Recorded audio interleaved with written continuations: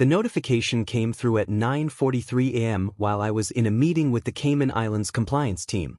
My phone, face down on the conference table, vibrated 3 times in rapid succession. Not typical. I'd silenced everything except critical security alerts. I glanced down during a break in the presentation. 3 alerts from my home security system.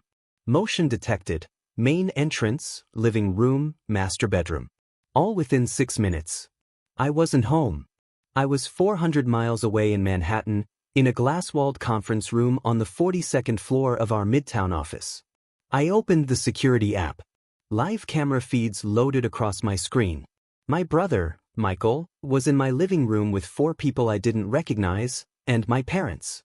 Michael stood by my floor-to-ceiling windows, the ones overlooking 3 acres of private waterfront, gesturing expansively like a game show host revealing a prize.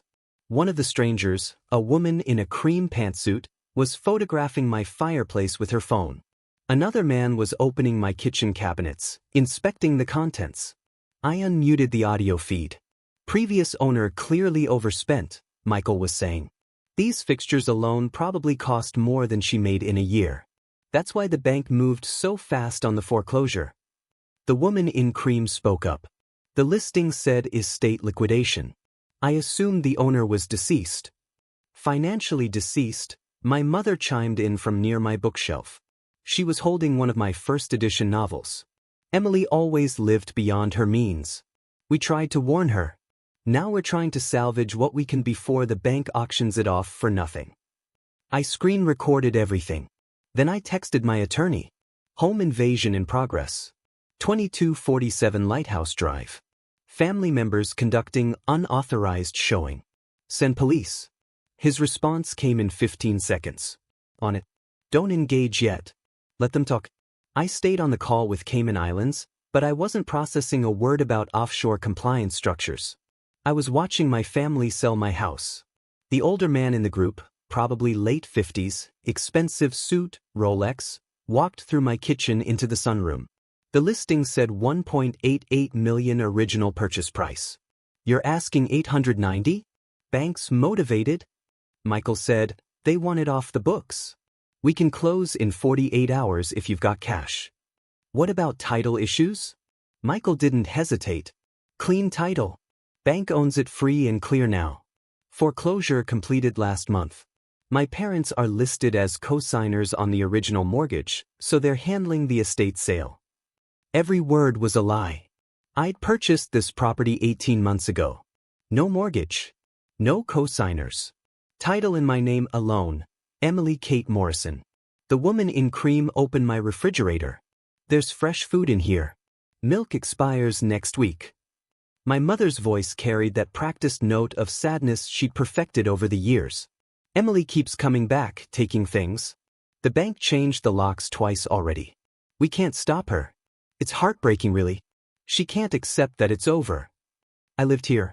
I'd been here yesterday morning. That milk was mine, purchased Saturday at the farmer's market 3 miles down the coast. One of the other visitors, a younger man with a tablet, was taking measurements. The square footage matches the listing. 4,200 finished. Another 1,800 in the finished basement. Deepwater dock, boat lift rated to 30 feet. This is easily worth $2 million in this market, which is why we're selling fast, Michael said. Get it moved before Emily causes more problems. She's already threatened legal action. Completely baseless, but we don't need the headache. I hadn't threatened anything. I hadn't spoken to Michael in 8 months.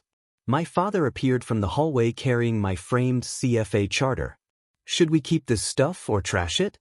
The charter had cost me 3 years of 18-hour study days.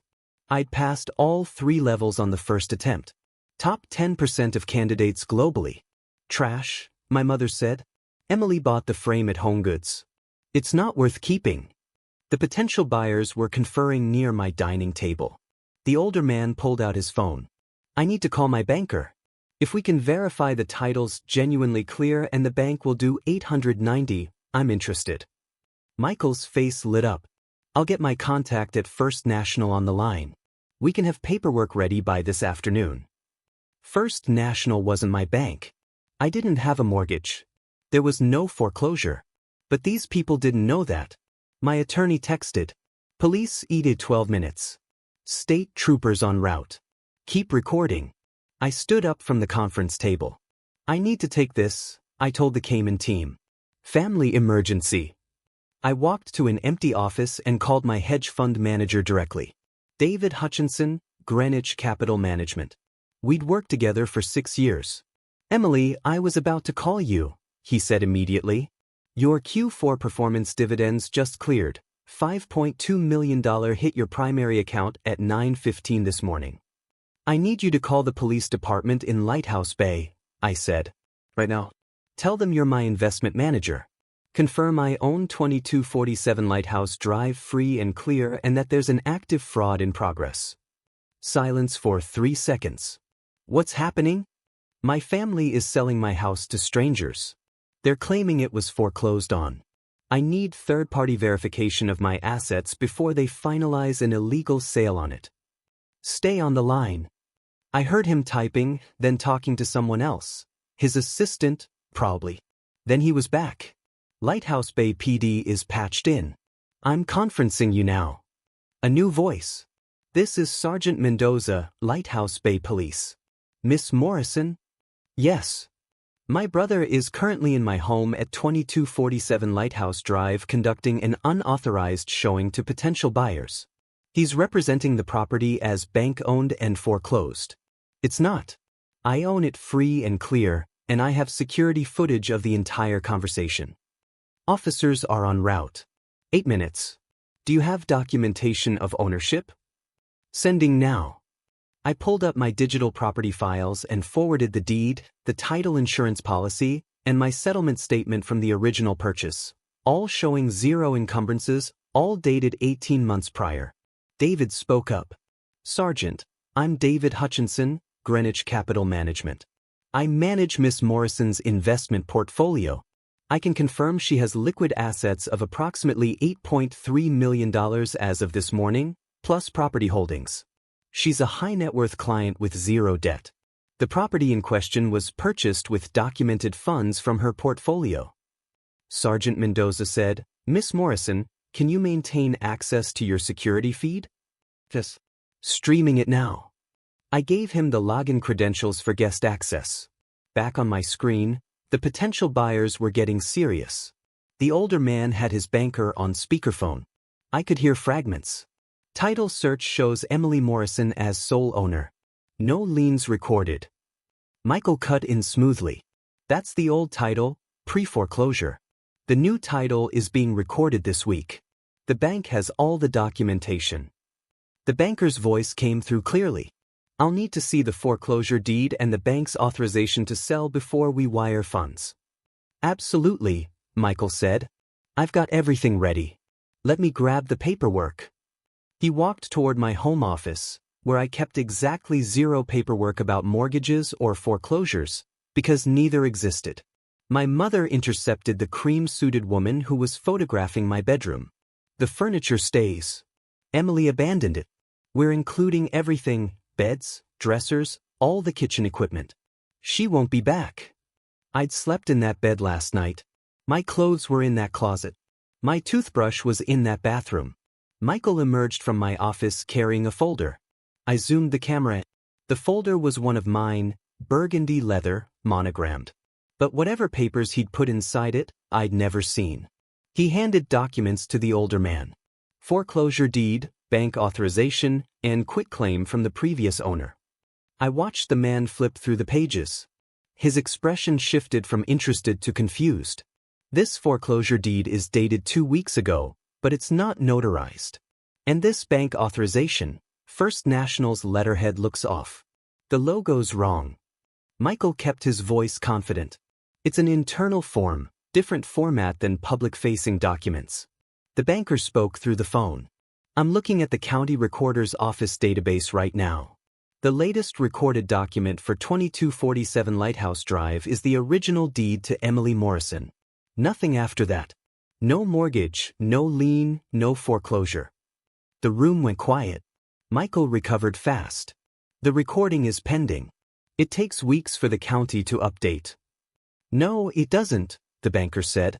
Foreclosures are recorded within 72 hours. This property shows no activity. I'm advising my client not to proceed. The older man handed the folder back to Michael. I'm not buying a property with unclear title. Good luck with your sale. He started toward the door. The other potential buyers followed. The woman in cream paused. You should know I'm a real estate attorney. Those documents you showed us are fraudulent. The letterhead and the notary seal, none of that's legitimate. I'm obligated to report this. She left. My parents and Michael stood in my living room, alone now, surrounded by the house they tried to steal. Michael pulled out his phone, probably calling whoever had forged those documents. My father spoke first. This is Emily's fault. If she just helped us when we asked. She has money. My mother snapped. We know she does. She bought this place.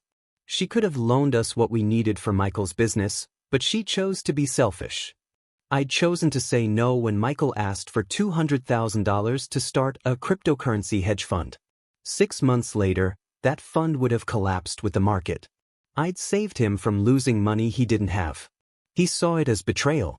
My phone showed new movement, 2 state police vehicles pulling into my driveway. I unmuted my audio feed and spoke through the security system's intercom. Michael, the police are outside. I've been watching this entire time. Michael's head snapped toward the camera. For 5 seconds, he just stared. Emily. I'm streaming every camera in this house. I have 40 minutes of footage of you attempting to sell my property with forged documents. The police have already seen it. My mother found the camera and looked directly at it, still trying her sympathy angle. Honey, we're trying to help you. We know you're in over your head. I made $5.2 million this quarter for my investment portfolio, I said flatly. My net worth is over $8 million. I own this house. I have no debt. You're committing felony fraud. The doorbell rang, loud knocking. Open the door, Michael, I said through the speaker, or they'll open it themselves. Michael opened the door. 2 state troopers entered. I recognized one, Trooper Davidson. He'd responded last year when kids tried to break into my boat shed. Michael Morrison, Davidson said. I need you to step outside, please. You too, Mr. and Mrs. Morrison. My father tried his authority voice, the one that used to work when I was 16. Officer, there's been a misunderstanding. This is a family matter. Our daughter is having some kind of episode. Sir, Davidson replied, I've reviewed the security footage and spoken with Miss Morrison's investment manager and attorney. This is not a family matter. This is attempted real estate fraud. Outside, please. They went. I stayed on the security feed, watching from Manhattan as troopers documented everything, photographed the forged documents, took statements, called for a detective from the Financial Crimes Unit. Sergeant Mendoza appeared on my phone. Miss Morrison, you still there? Yes. We have your brother and parents detained. The district attorney will review the case, but based on what we've seen, we're looking at multiple felonies: fraud, forgery, criminal impersonation. Do you want to press charges? I thought about Michael, 33 years old. 2 failed businesses, both funded by our parents, no job for 18 months, living in their basement, blaming me for not supporting the family.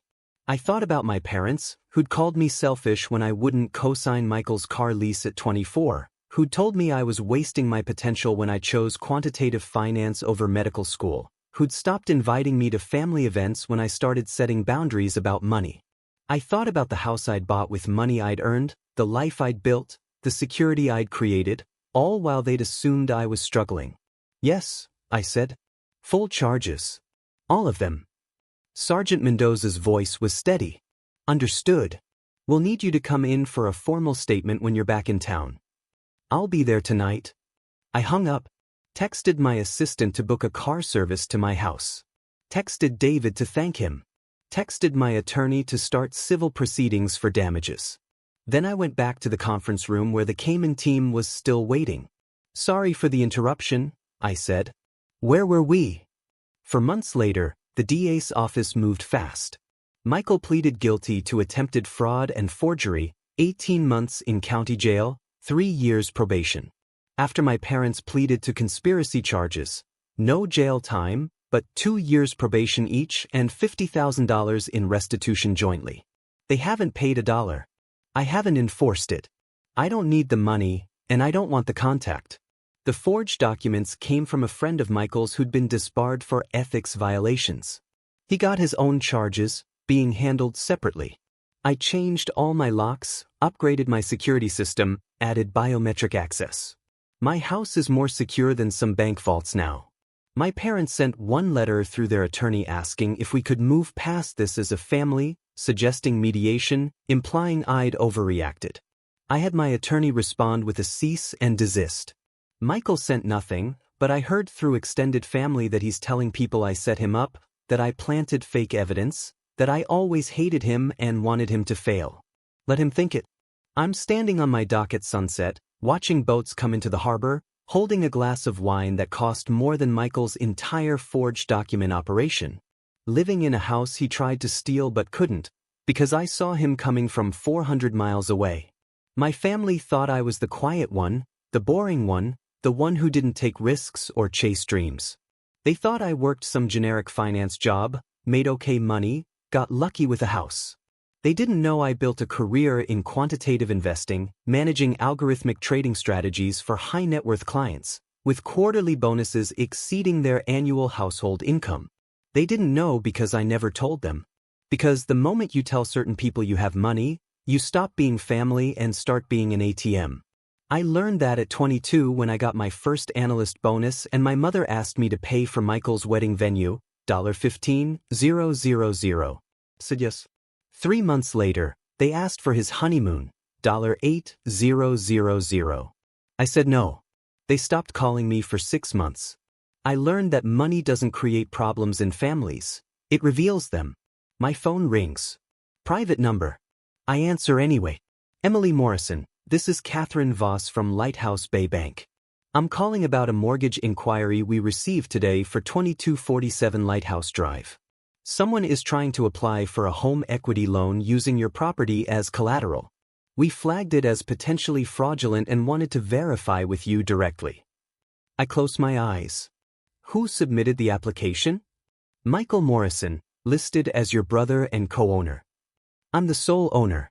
My brother has no ownership interest. He's currently on probation for attempting to fraudulently sell the same property 4 months ago. I see. We'll deny the application and flag his information. Thank you for confirming. He hangs up. I call my attorney, leave a voicemail about violating probation terms.